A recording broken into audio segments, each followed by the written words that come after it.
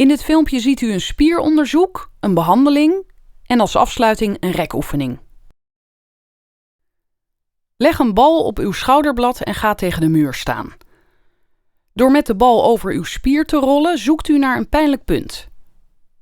Zodra u dat heeft gevonden, start u de behandeling door met de bal 6 korte bewegingen te maken. Als de bal naar voren rolt, dan ademt u uit en geeft u druk. En laat die druk vervolgens weer los als de bal naar achteren rolt. En adem dan in.